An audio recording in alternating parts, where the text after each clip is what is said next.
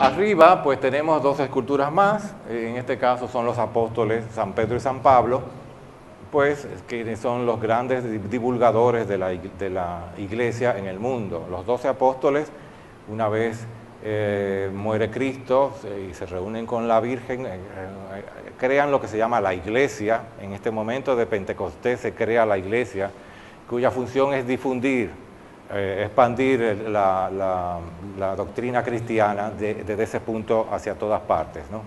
Y los 12 apóstoles son los que se encargan de viajar y en salir desde Roma de una forma clandestina, muchos de ellos, para realmente dar a conocer la doctrina cristiana. Arriba pues tenemos a San Pedro, que tiene las llaves. Su objeto que lo identifica son unas llaves, porque son las llaves del reino o del cielo. Y San Pablo tiene una espada, que también es su símbolo característico. Bien, una parte muy interesante, realmente muy elaborada, es lo que se llama el friso de la catedral. El friso, esa franja arriba, el friso usualmente es parte de lo que corona a la fachada. Existe la moldura, las cornisas, y debajo de eso hay una serie de elementos decorados allí. En nuestro estudio pudimos establecer de que estas decoraciones no eran simplemente una ornamentación, sino que eran objetos que tenían un significado. Bien, el friso podemos decir que es una combinación de varios elementos al mismo tiempo. Es un discurso para demostrar la grandiosidad de Dios en términos generales. Habla de la creación, desde los inicios del hombre hasta el hecho de que hay una especie de otro sitio a donde ir después de ahí, a la eternidad, etc. Pues habla un poco de todo eso.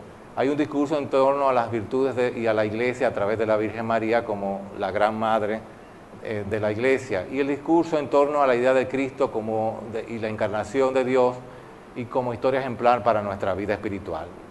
Todos estos elementos están allí colocados en una serie de paneles. En específico hemos podido separar esto en 12 segmentos, y hemos también visto cómo esto no es algo que es único de nuestra catedral, sino que en muchas catedrales europeas tenemos este tipo de símbolos, sobre todo en esa época. Este tipo de símbolos están también en muchas catedrales.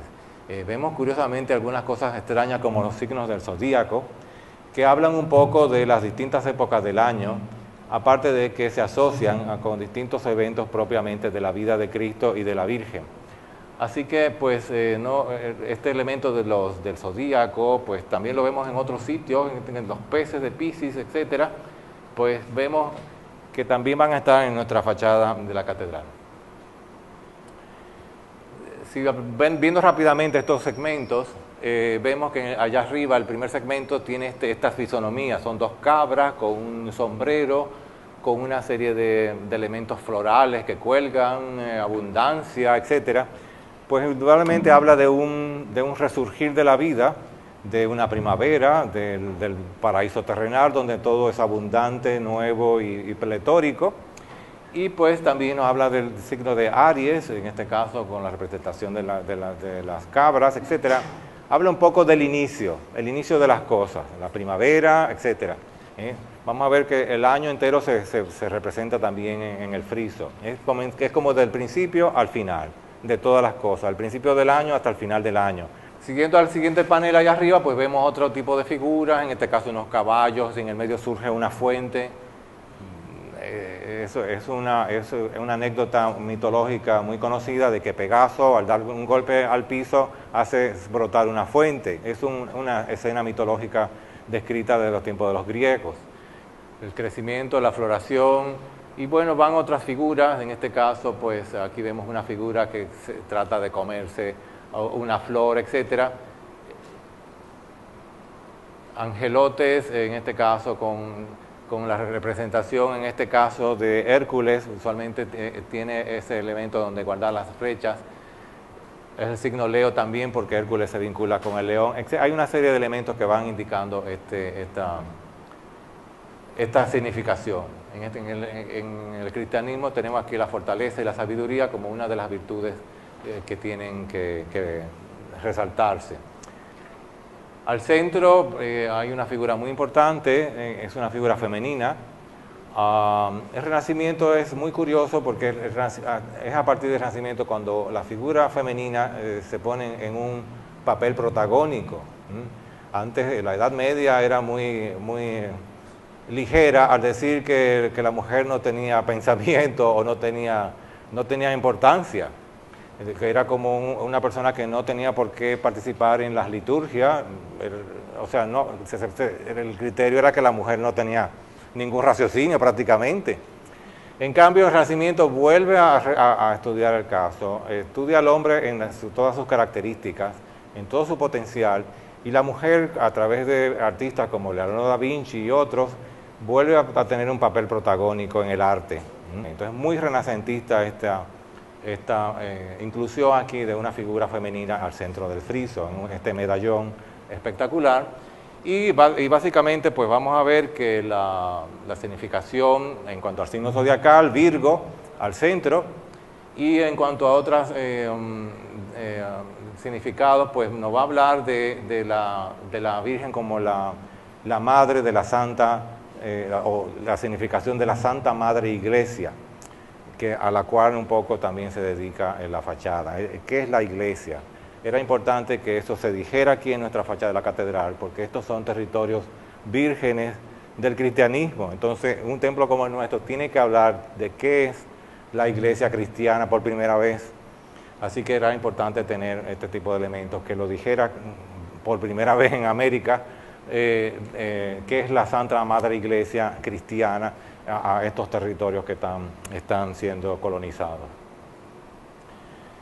Bien, a los lados, ambos lados de este friso, pues tenemos dos elementos en equilibrio que nos hablan del signo de Libra y otros elementos que nos van a hablar de los significados de estas figuras. Y rápidamente, pues así mismo vamos a ver otras figuras que van indicando distintos elementos del cristianismo, que es las virtudes, que los vicios, y van representando los signos del zodíaco como una forma de ir desarrollando el transcurso del año. Estas dos figuras pues están muy significativas, muy bien hechas. Una lleva un espejo que tiene reflejado a una cara, y el otro tiene una serpiente enroscada en la mano. Pues son figuras que curiosamente pues, no las vemos mucho desde abajo, pero si nos dedicamos a partir de ahora a mirarlas bien, las vamos a ver.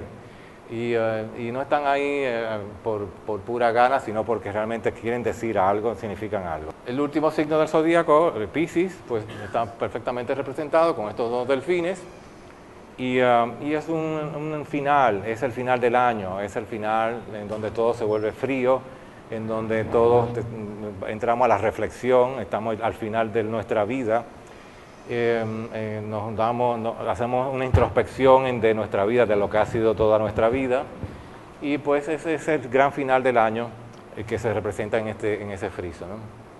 A su vez hay dos paneles adicionales en los estribos, uno de este lado y otro de aquel lado, que de nuevo vuelven a poner dos figuras que están representadas en algunas esculturas, incluso del Renacimiento en Europa, que son el día y la noche, otra vez como diciendo principio, fin, y día y la noche.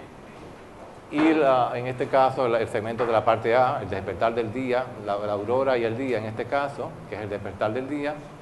Y al otro lado, en el friso de la derecha, pues tenemos dos figuras más que van a representar el ocaso y la noche, el fin del día y el tiempo de las estaciones, ¿eh? Un poco principio y fin, ¿eh? O sea, todo ese friso va a indicar un comienzo, un desarrollo y un final. Entonces saben que nuestro templo se llama de Santa María de la Encarnación, es la Basílica Menor de Santa María de la Encarnación. Y la encarnación es un término muy castellano, muy castizo, que es lo que se conoce con el nombre de la Anunciación en general. Es cuando la Virgen es visitada por el ángel que le avisa que espera al Hijo de Dios. Ese momento que el arte lo ha reproducido 20.000 veces en pinturas, esculturas, en grabados, en placas, en no sé cuánto. La Anunciación. A esa está dedicada nuestro templo. Nosotros empleamos el término Santa María de la Encarnación, pero en el fondo es eso. Ya la Virgen al encarnar es eso, es la Anunciación. Es el hecho de que A partir de ese momento la Virgen se entera que va a ser la Madre de Dios. Y a esa está dedicada nuestra catedral. Y en la fachada, pues curiosamente no vemos mucho sobre la representación de la Anunciación. Con la Virgen en el centro, en el medallón central, pues lo que tenemos allí es la representación de la Virgen como la Santa Madre Iglesia. Vemos una serie de referencias a la Iglesia como institución, los evangelistas, etc. Pero la Anunciación en realidad no la tenemos bien resuelta. Estas son algunas imágenes de la Anunciación. Usualmente pues la vemos representadas en fachadas como esa. El ángel y la Virgen que visitada. La Virgen es sorprendida, está leyendo un libro y el ángel se aparece y le dice: bendita eres entre todas las mujeres, ¿no? Y vemos esa representación en múltiples fachadas, el ángel de un lado, la Virgen del otro. En nuestro caso, pues aquí vemos otra representación, en este caso un mosaico de colores, otra representación de la Anunciación. Usualmente la Virgen está en su casa, por lo tanto se representa algún marco arquitectónico. Arcos, una columna, un techo, un dosel. La Virgen está en su casa y el ángel se aparece de repente. Así es muy repetitivo esa escena, ¿no? Vemos, a veces son dos figuras, dos esculturas, dos pinturas. Aquí vemos otra vez las imágenes en un marco arquitectónico. La Virgen está en su casa leyendo un libro y el ángel viene de fuera a anunciarla. La misma representación. Aquí vemos otra vez otra imagen con unos arcos detrás, etcétera, para indicar un marco arquitectónico. Lo mismo aquí y aquí. Es la forma de representar la Anunciación en las pinturas, en las esculturas. Esa es la forma normal de representarla. En el caso aquí vemos otra imagen donde vemos más imágenes de la Anunciación, la Virgen dentro de su casa, de su edificio donde ella está. En el caso de nuestra fachada, pues vemos algunos elementos parecidos a esto, ¿no? Tenemos una columna al centro, tenemos dos arcos, etc. Da la impresión de que todo esto de aquí abajo es un gran marco arquitectónico para la escena de la Anunciación.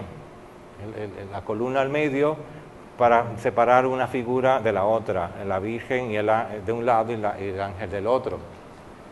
Y realmente lo que pasó es que nuestra fachada se complementaba con lo que había dentro de la catedral. Dentro de la catedral estaba lo que se llamaba el coro bajo. Era un espacio que comenzaba en el segundo intercolumnio, donde estaba toda esa sillería que ven ustedes en el interior de la catedral. Era un sitio cerrado. No era un coro de cantores para la liturgia de la iglesia, era un sitio de reunión de las autoridades de la iglesia. Era privada, no era pública, era entre ellas la cosa. Las reuniones en el coro bajo eran cánticos y ceremoniales entre los sacerdotes y los que tenían las autoridades de la iglesia, no era pública. No confundan esto con un coro de cantores que acompañan a una misa. El coro bajo era donde se sentaba toda la jerarquía de la iglesia, incluyendo al arzobispo en un trono principal, y allí se hacían distintos ceremoniales especiales en la privacidad de la iglesia. Este elemento, como ustedes saben, desapareció hace muchos años, en los tiempos del padre Villini, que hace una gran remodelación en la catedral. El elemento estaba en muy mal estado y se recomendó la demolición del coro bajo. Ha hecho que protestaron muchas autoridades, pero finalmente se quitó el coro bajo de donde estaba. Las sillas y las sillerías se pusieron en distintos sitios y muchas de las cuales todavía las tenemos que se conservan. Allí en ese lugar fue donde luego se puso el mausoleo tumba de Cristóbal Colón, y luego ya en el año 92 también se fue de la catedral y ha dejado el vacío allí otra vez. Pero ese espacio tenía una pared atrás donde se sabe que había una imagen de la Anunciación. Es decir, que si abriéramos las puertas nos vamos a encontrar que ahí detrás había una imagen de la Anunciación. Entonces todo esto era un gran marco para la imagen que estaba detrás. Es una especie de diseño tridimensional, donde hay un primer plano, un segundo plano y un tercero, donde estaba completamente todo lo que es el diseño de la catedral, de la fachada en general. Así que pues es muy curioso pues, que lamentablemente no podamos contar con el elemento como era en realidad, era algo como esto, que había un espacio, la fachada, el coro bajo tenía detrás esa imagen, y entonces este es lo que era el coro bajo. Detrás del trono arzobispal, allá estaba la imagen, y desde afuera podía verse, a través de ese marco arquitectónico, la imagen de la Anunciación. Eso pues lamentablemente se ha perdido, pero era también parte del diseño de la catedral, y muy importante que era, y que vale la pena de alguna manera mencionar. Pues nada, como ven, la fachada de la catedral es un elemento muy complejo. Todo lo que está hecho allí está hecho por una razón. Cada línea, cada moldura, cada dibujo, cada ornamentación ha sido puesta allí por una razón. Antes de esculpirla, el escultor se le dio un dibujo que había sido estudiado, revisado y opinado y criticado por otras personas, hasta que se llegó a un diseño que todo el mundo aceptó y luego se esculpió. En términos de algunos elementos, pues puede ser que muchas de esas partes vinieran de fuera, que viniera, por ejemplo, el friso pudo perfectamente ser esculpido en España y luego por piezas mandarse en barcos hacia acá. Otros pudieron haberse esculpido aquí con algunos maestros canteros que habían, y pues hay un poco de todo en esto, pero en general lo que sí hay es un cuidado y una intención de transmitir, de expresar aspectos de la Iglesia, aspectos de la política del emperador, aspectos de lo que es del inicio del cristianismo en América. O sea, todo este tipo de elementos están representados en nuestra fachada. Bien, ven ustedes ahora aquí de una forma directa a la fachada. Como cosas estándar, las fachadas siempre se orientan hacia el oeste, y hacia el altar mayor siempre está hacia el este. Es una norma de todas las iglesias cristianas, y curiosamente también lo es de muchos templos musulmanes, que se orientan con respecto a Oriente, hacia la Meca, y lo mismo pasa aquí. O sea, todas las iglesias que vamos a ver aquí en Santo Domingo, las Mercedes, se orientan de esta manera, buscando ser iluminadas por el sol de la tarde, y el altar está hacia el este, en este caso. Como pueden ver, aquí vemos los elementos que hablamos hace un rato, los emblemas heráldicos, que hablan de las autoridades dominantes en el momento. En este caso, un personaje muy importante, como es el emperador Carlos V. No hay en América muchos escudos de Carlos V, porque es aquí donde en ese momento se está haciendo la colonización, y luego ya cuando se van a México, pues ya el emperador ya no es el emperador, sino que entra la regencia de Felipe II y otros reyes. O sea que es muy temprano. Tenemos el privilegio aquí en Santo Domingo de tener varios escudos del emperador Carlos V, en la Puerta de San Diego, en el Colegio de Gorjón, etc. Hay varios escudos del emperador. Lamentablemente pues se destruyó mucho del escudo con la invasión haitiana, pero la parte central vemos una serie de relieves característicos del escudo del emperador. Son los distintos territorios que el emperador ha dominado, tienen su representación en la parte oval del escudo, en el medio de la bicéfala, ¿no? Bueno, en términos de la parte cristiana, pues tenemos las imágenes de los apóstoles en la base, indicando que la iglesia tiene por base al Evangelio. Y vemos a cada uno de los evangelistas con su símbolo característico, ¿no? San Pedro, San Marcos, San Lucas, San Juan y San Mateo. Y arriba vemos las esculturas de San Pedro y San Pablo. Vemos todos estos relieves de figuras mitológicas monstruosas, que hablábamos de la indicación de que el sitio es un sitio sagrado, y el aspecto de lo que es el friso. El friso pues es una obra muy interesante dentro de la fachada de la catedral, pues muy elaborada, es un alto relieve, las esculturas sobresalen muchísimo del plano de atrás, es un alto relieve. Las figuras son distorsionadas para que desde aquí abajo se vean correctamente. Cuando uno se acerca ya ve una figura como un poco distorsionada, pero que es para que uno desde aquí la veamos correctamente, la parte de allá del friso. Y pues hablamos un poco de la representación. Básicamente uno usualmente divide una franja como esta en 12 segmentos, como usualmente aparecen muchas representaciones de franjas de cuanto a los trabajos del año, los zodíacos, etc. Se dividen en 12 segmentos y aquí curiosamente lo pudimos hacer y ver cómo cada segmento tiene una significación en especial.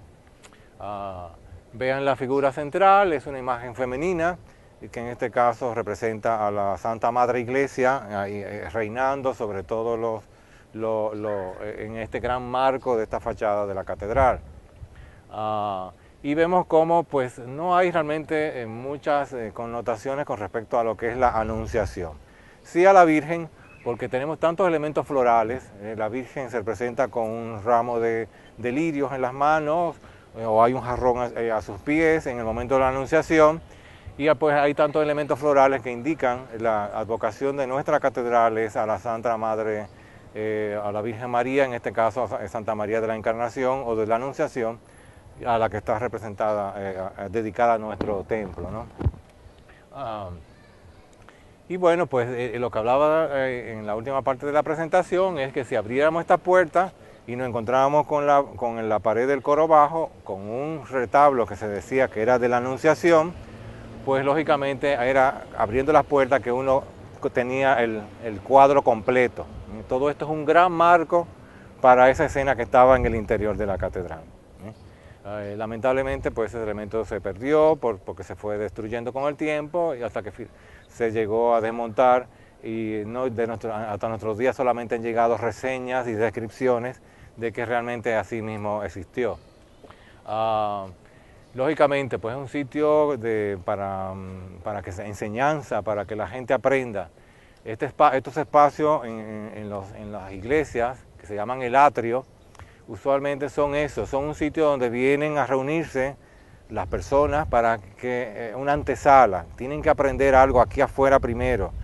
A través de esto van aprendiendo y una vez que aprendan el catecismo, que son bautizados, entonces ya sí pueden entrar.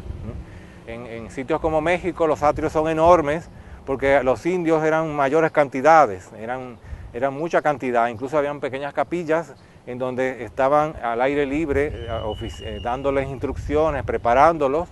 Los indígenas no estaban acostumbrados a entrar a espacios como este, creían que se les iba a caer encima, estaban acostumbrados a hacer sus rituales al aire libre. Por lo tanto había que hacer un preámbulo, una antesala, preparar al indígena poco a poco, enseñarle la doctrina cristiana, y poco a poco hasta que por fin podían entrar al interior. No es el hecho de una discriminación, de que los indios están afuera y nosotros estamos adentro, no es que es así que hay que irlo preparando antes de entrar a la iglesia. Ellos se entraban de golpe, se sentían abrumados por estas piedras encima de ellos, y sobre todo los indígenas nuestros aquí en el Caribe no estaban acostumbrados a arquitecturas de piedra, bóvedas ni techos de piedras enormes, sino que vivían prácticamente a la intemperie en los bohíos de paja, de yagua, etcétera, muy ligeros, y no estos elementos de piedra encima de ellos que ellos creían que se le iban a caer encima. Así que estos son espacios para ir preparando, para ir enseñando a las poblaciones antes de entrar al edificio principal.